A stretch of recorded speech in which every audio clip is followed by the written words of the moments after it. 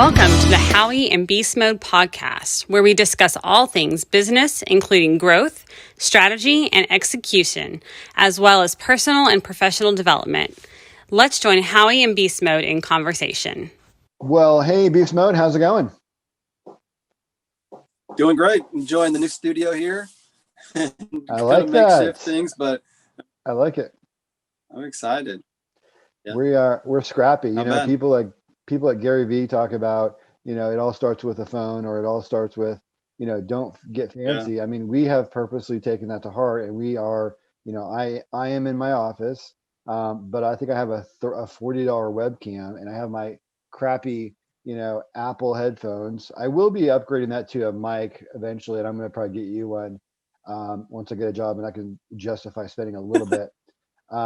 But yeah, you're literally right there in your, you know, mini studio, kind of in your kitchen sort of area, and with a nice backdrop. So, you know, hey, yeah, everybody's office is somewhere, so we don't have to be fancy. We're just doing that's it. We're just sharing. Well, I like our series. Not to say we will never revisit collaboration, but I think this is probably our last episode, and I've lost track. This might be 5 or 6. Do you know exactly which one this is? 5. So it's 5. And I thought we could spend, it may not be a real long one, but we thought we could talk about some of the technology that can help you with collaboration, and kind of what our experiences are, or what our theories are about that. Before we do that, though, I really wanted to tell you that I was listening back before, kind of like for like show prep tonight.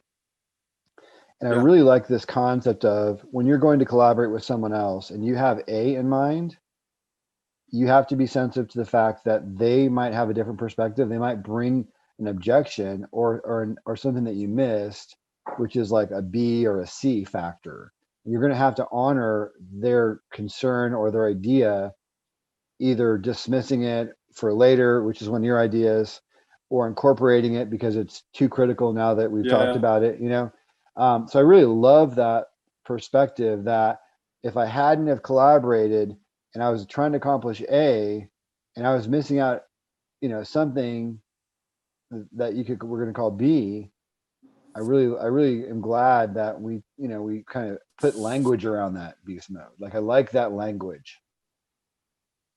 Yeah, I do too. And I know that, like, some of what I said during that could come across harsh about having the hard conversation up front. Hey, I need to collaborate on this, and I don't need any input. I just need to know about this one step. And it sounds harsh and it sounds brutal, but I'm telling you, if you're on the other end of that, it's kind of freeing to know, okay, I got all the things that you want to hear. Because I know the last thing I want to do, I don't want to tell you a bunch of stuff and have you not take it to heart. So if you can free me from that thought, then I'm so basically, because there's, you know, when I'm going to collaborate on a business problem or a business initiative, and I'm going to bring you, we happen to, Beastmode and I just calling that A, okay. But if I bring that to the other person or to another committee or something, and they have a totally separate topic that they feel should join together with that topic, there are times where we really just want feedback on A. And, you know, we may find, you know, we might hear you, but maybe the short version of what your ideas are, because maybe we really did miss something. But also we need to be able to have times when we just need narrow feedback versus general feedback. Yep. Yeah. Cool. Before we get into technology, I want to tell you guys about a book. Unfortunately, it's not on Kindle, which is really annoying. But it's called, and I think I've mentioned it before, it's called The Idea Generator, Quick and Easy Kaizen. And I've talked a little bit about Kaizen before, but basically it's continuous improvement. And it was kind of made famous in Japan after World War II and all that. And so the idea is, with Kaizen, continuous improvement, and a lot of the emphasis is on small improvements. And a lot of the emphasis is on changing the process. So if you just observe something and you say, well, that bucket's there. I don't want to trip on that again because I already tripped on it. It's like, no, we want to find a place. We want to find a home for the bucket, right? So we permanently solve that. And so some of the things that you want to collaborate on are you should try to think about, are they something that we can systemically fix permanently versus just, a Band-Aid, like an emergency meeting. We don't have time in business for constant emergency meetings. So can we find permanent fixes for things and permanent processes? Yeah. Just a important. couple thoughts. Yeah. Okay. So from a technology standpoint, I guess I think you wanted me to start, so I can do that. I think one of the popular tools, there's really two competing tools right now in the area of non-email communication and collaboration. You probably get Microsoft Teams if you subscribe to Office 365.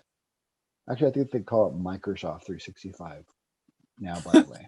They changed it from Office 365 to Microsoft 365, which I actually hate. But I actually use it, but I just hate the name. But Teams is basically like a chat app. So it's like chat, and it keeps all the history so you remember what was said. You can also do video calls with it, and you can share documents. There's a lot you can do with, so that's a really good way to collaborate. I think Beastmode made a great comment in a recent broadcast about the collaboration topic, where he said you may want to spare email and just chat with somebody. Yeah. And I think that's really great. The other app that competes with Microsoft, by the way, have you ever used Microsoft Teams? I do. I'm not a big fan. Just in some of the meetings that I've been on, now maybe it's who I was on the meeting with. I wasn't behind the controls, but from the attendee perspective, I've had some issues. So yeah, I saw a little study about the quality of video, and they weren't the highest. Zoom was actually the highest in terms of video type chatting. I think they got a lot of features, and they're going for like feature, how many bells and whistles, and they're just missing on some of the bricks and mortar of what am I trying to accomplish here, Yeah. Mm-hmm.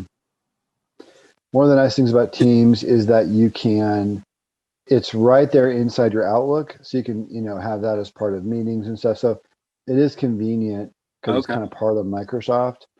But and it's pretty good from a chat perspective. You can have channels. So for example, at my last company, we set up a channel for every customer. So I set up like a Ford channel. So when I am talking to you about Ford, I can talk to you about that in the Ford channel. And so all the history is within there. I can also email documents to that channel. And so I have everything for one customer in that channel. So anyway, yeah, I'm not saying it's the best one. I'm just saying it's out there. Can you search? You could search for stuff really well. Yeah. Can you search the channel? Yeah. Mm-hmm. Okay. Now again, I've only used it for just the video meetings part, right? portion. Yeah, so that's during the pandemic. That's the most popular for sure. Let me see here. If I don't want to show that, if I do show it, it'll probably conflict with Zoom that we're on. So I don't think I'll do that.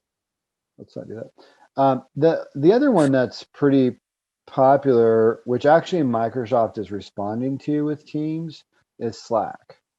So there's entire like sales collaboration. Like it's interesting because you can have Slack within your company, but then there's also public Slack channels. So I think Rev Genius might be a Slack channel, and maybe like some of those other types of channels. In fact, there's even paid channels. Apparently there's this one for people there's like a whole community of people who buy high-end sneakers, high-end shoes. And there's like you can pay $15 a month or something to get like the best secrets about how to find these shoes. And if you're selling $500 shoes, tennis shoes, like vintage expensive tennis shoes, that could be well worth it, $15 a month. So these collaboration channels on Slack are really interesting. I don't know if Slack has video. I had used Slack a very long time ago, like honestly, 5 years ago. at this point. So I don't know all the new features. I probably should get on there, but I kind of recommend it because it's pretty viral. So for collaboration, it might be just a ticket for a lot of you guys to check out.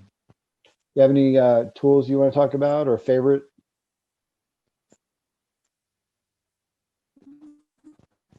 I mean, I think you're having a pretty good experience collaborating. I know Twitch is similar. Okay.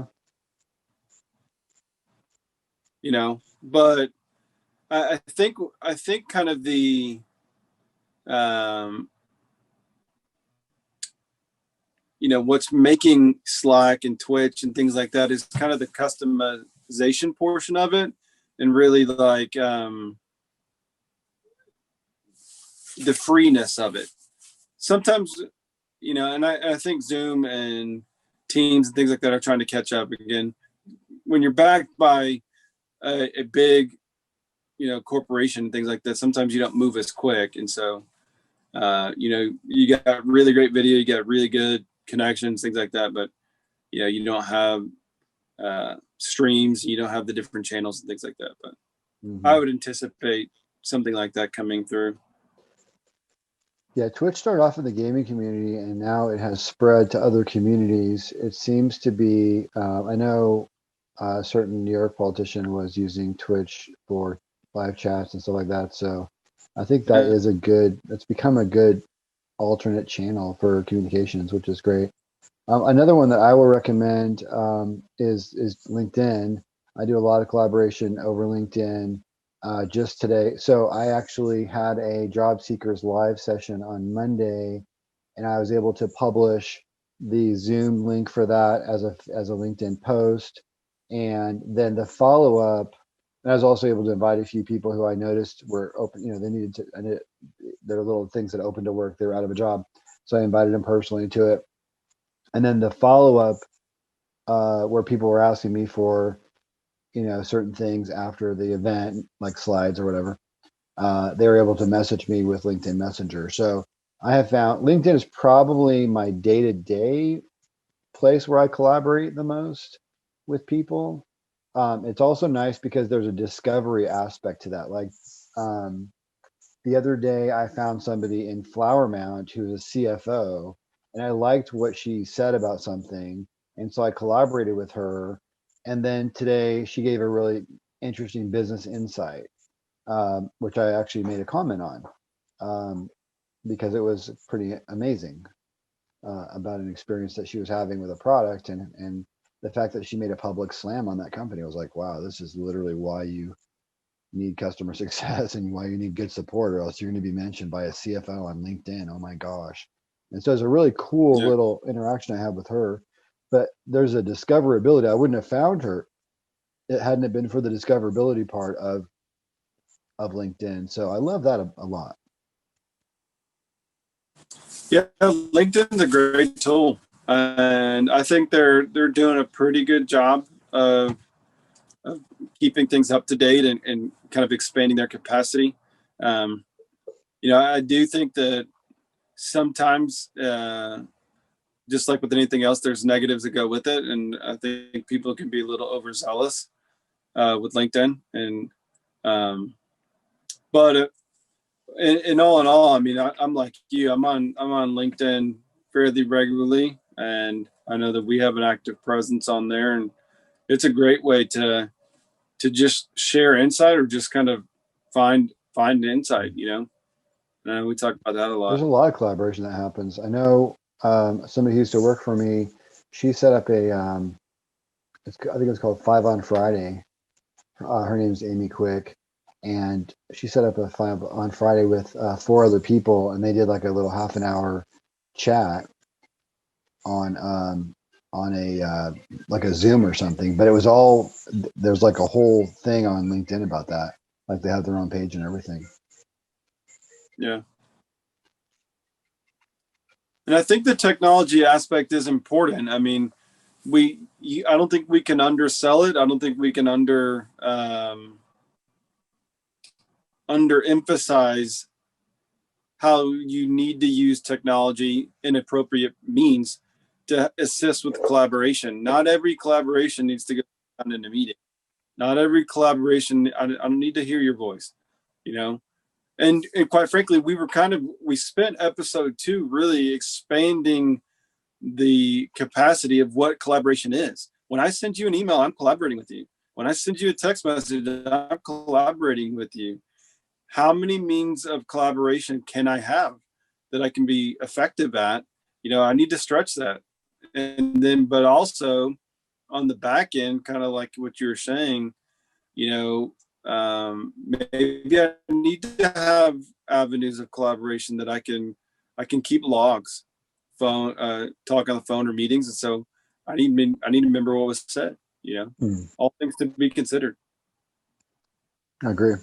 I'm seeing a lot of interest in Monday.com, which is a SaaS solution for businesses. And it seems to be very focused on teams and collaboration as well. So people might want to check them out. I don't know if there's a free version for that, but they seem to be a highly, highly funded startup. And I think you'll see good things out of Monday.com for team collaboration and project management.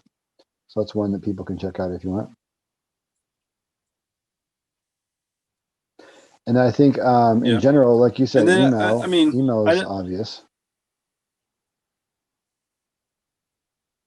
Email is definitely obvious. And I was just trying to think about it, because sometimes when you're thinking collaboration, I'm thinking, right now we're on Facebook Live. And so right now people all across the US and the globe can see us and can collaborate with us. But what about the person sitting next to you?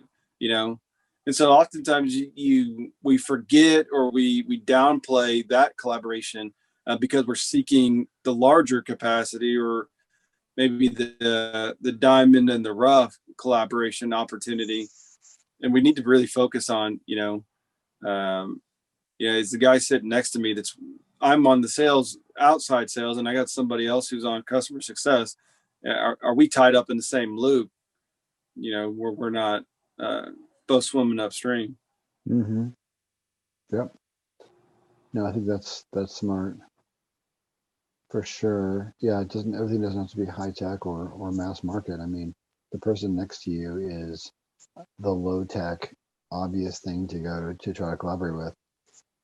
Another one is from a technology perspective is SurveyMonkey, which is you can do surveys, and there is a free version of that. So you can send a variety of people, a survey and get collaboration going and getting feedback in that way. Yeah. So if you have this business idea or whatever, Google Forms is awesome. Talk about that. Yeah, I know I'm probably fairly late to the Google Forms game, but I'm a huge fan. I just love the customization aspect of it. I love the immediacy of how somebody fills it out. It can send me an email with the responses, or I can get notified. I love the analytics behind it, because again, as a branding guy, I can check to see if I'm asking good questions, or if the responses aren't what I'm hoping for, then maybe I need to reword what's going on. So I definitely think.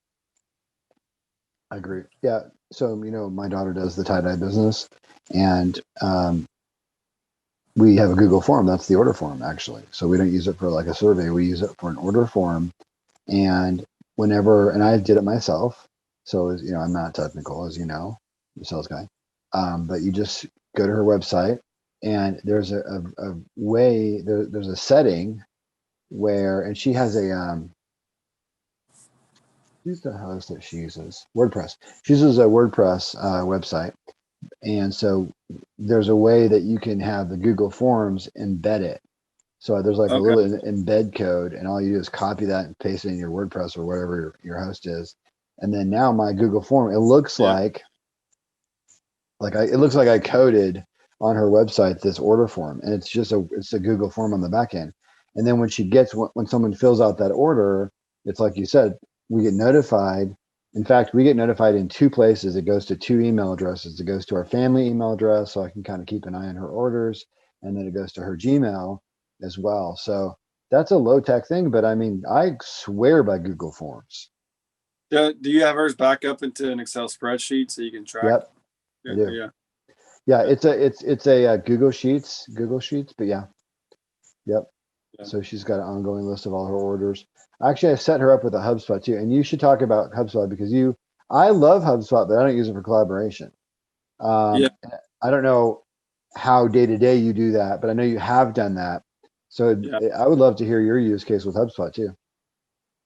Yeah, I'll make this kind of my last one just because we've talked about so many technologies. But I use HubSpot as kind of my initiator for collaboration. And I use it based upon a sequence step.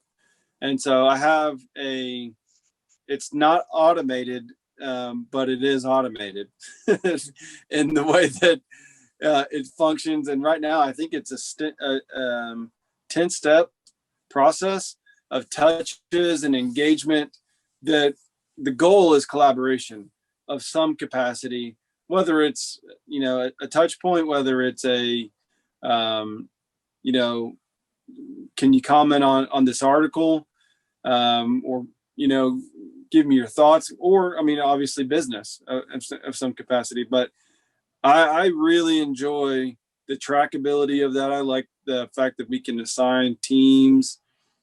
I know that you really got me focused in on like the openings, how many times it's been open, how many times it's been shared.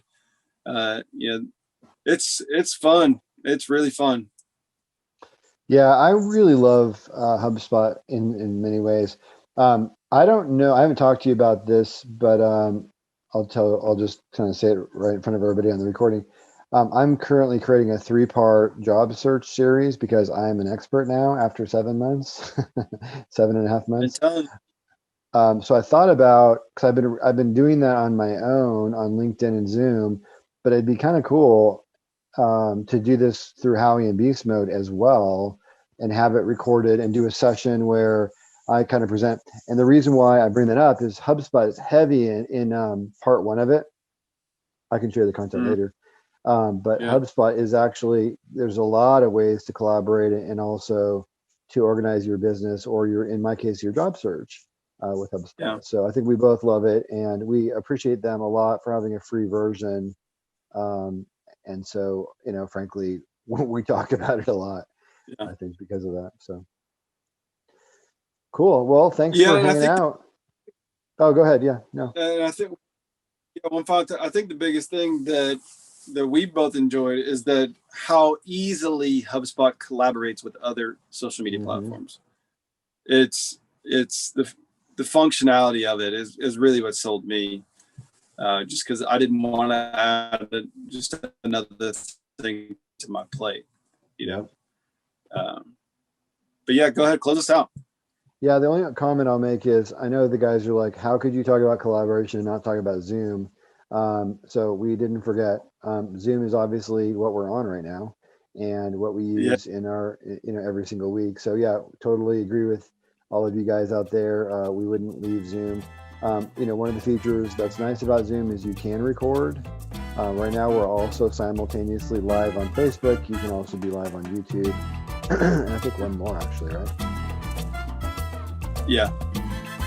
So we do know and love Zoom, and we agree with all of you guys scratching your head out there why they're not talking about Zoom for collaboration. So yeah, definitely a great tool as well.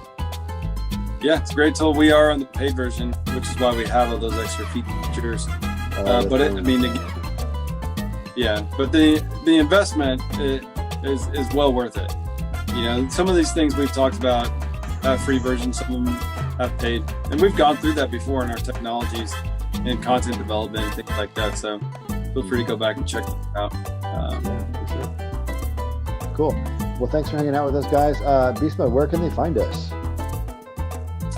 Well, right now we are live on Facebook. We're going to be popping up during the week on Wednesdays for kind of like a lunch hour, just kind of chat. That's probably going to be live on.